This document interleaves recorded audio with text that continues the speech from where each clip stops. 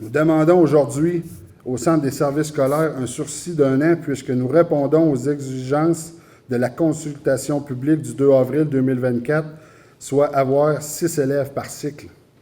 Nous avons travaillé tellement fort qu'au 1er mars prochain, nous avions 10 inscriptions dans un cycle et 7 dans l'autre, pour un total de 17 élèves.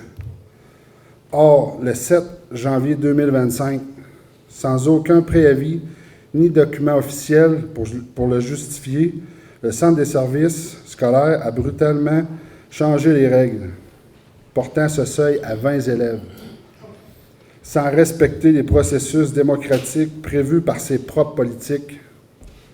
Notre municipalité a été prise au dépourvu après des mois d'efforts et soutenus. Vous disiez lors de la conférence qu'il y a quand même un petit boom qui s'en vient. Là, on espère monter à combien prochainement? Prochainement, on devrait tomber à 25. Puis en 2028, les projections sont à 30. OK. Oui.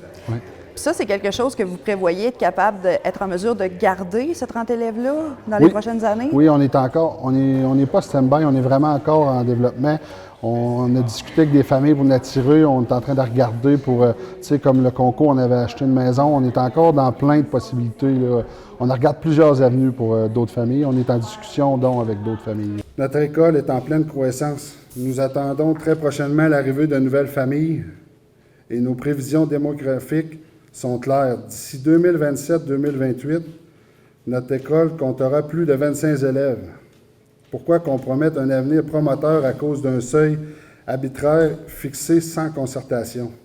Pourquoi est-ce que pour vous, en tant que maire, c'est important de garder un établissement comme une école primaire dans votre village? Bien, je trouve que c'est le cas du village, mais comment veux-tu attirer d'autres familles si on n'a pas d'école directement dans son village? Très difficile.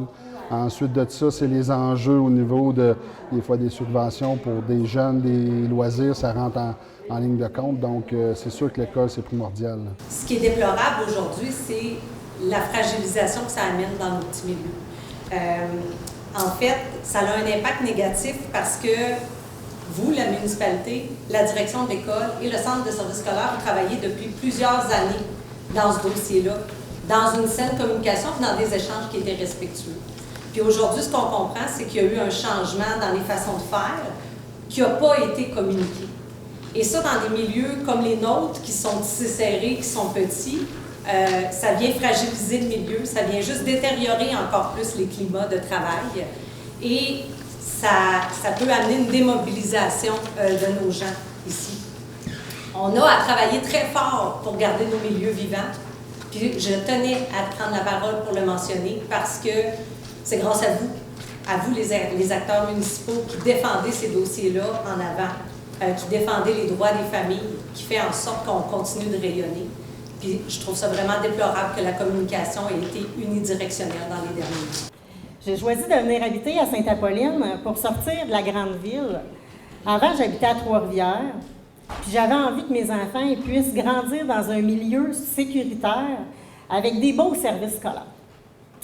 Deux de mes enfants, présentement, qui sont ici à 9 ans, fréquentent l'école et ça va très bien. Ils ont vécu une belle adaptation. Puis mes enfants sont emballés par leur nouveau milieu de vie. La municipalité de Sainte-Apolline, c'est une municipalité qui est dynamique, puis la communauté s'implique beaucoup. On peut le voir ce matin. Merci.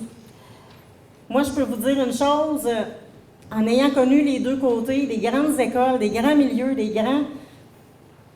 grandes classes, mes enfants ont eu la chance de venir ici à Sainte-Apolline dans une petite école, mais avec toujours les mêmes intervenants qui étaient là auprès d'eux. Combien est-ce que la municipalité serait prête à investir dans l'école pour garder ça ouvert, pour peut-être combler un manque qu'il y aurait au niveau du centre de service? Je ne suis pas à l'aise de dire un montant exact, mais on est prêt à toute discussion. On est prêt à garder, on est ouvert à tout. Okay. On tend la main au centre des services scolaires encore, là, sans problème. Donc, ce que vous souhaitez le plus pour le moment, ce serait d'établir une communication avec eux pour essayer de trouver des options? Je trouve que la communication, dans toutes les sphères dans notre vie, on a toujours besoin de la communication, c'est chose première. Donc, si on peut avoir une communication comme on avait avant, ça serait excellent.